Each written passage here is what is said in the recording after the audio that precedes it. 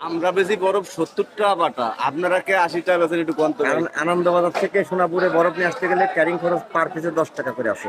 এই পার পিসে 10 টাকা ক্যারিং খরচ দিয়ে মোট আমরা 4 বরফের দাম পাবো হচ্ছে 320 টাকা, সেখানে আমাকে 300 টাকা দিচ্ছে অনেক।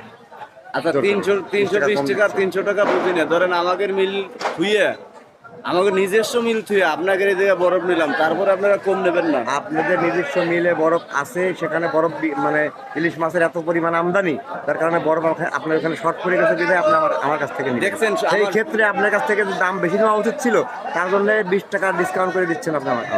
আপনি দেখছেন আমার শরীর দিক দিয়ে আয়, দেখছেন আমার শরীরটা কত অসুস্থ, তারপরও আটে আছি। আমিও তো অসুস্থ, দেখেন সারা রাত জাগিয়ে বরফ বানায় কষ্ট করে, কারেন্ট ছিল না, অনেক কষ্ট করে বরফ বানায় দিচ্ছে আপনাদের জন্য, শুধু এই ইলিশ মাছটা বাঁচানোর জন্য। ভাই দেশের 10 সম্পদ। টাকা কম নেওয়া যায় না ভাই? না ভাই, সরি ভাই, আপনার এই এক একটা বরফ যদি আনন্দবাজার থেকে সোনাপুরে আনেন, তার জন্য 10 টাকা করে ক্যারিং খরচ যাবে, সেই হিসেবে 10 টাকা দিয়ে আচ্ছা কলিজার বন্ধুরা, এবার কি বুঝতে পারছেন যে ব্যবসা বাণিজ্যের কাছে ভাই বা বন্ধু বান্ধব কিচ্ছু নাই? না, আপনি আমার আত্মীয় আছেন, ভাই আছেন, আমার বাসায় চলেন, 2 বেলা থাকেন, ভালো মন্দ যাই হোক, আল্লাহ বরাতে যাই দিক নুন ভাত খায় আসেন, কিন্তু এক্ষেত্রে ব্যবসার ক্ষেত্রে 1 টাকাও লেখুন। এইবার বুঝতে আর বাকি নাই, ঠিক আছে।